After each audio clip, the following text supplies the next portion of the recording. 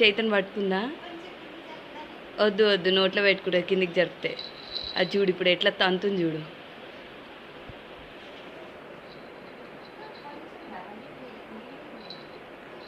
అవి చూసినావా కాలుతో ఫుట్బాల్ అవి గుంజేసిందే.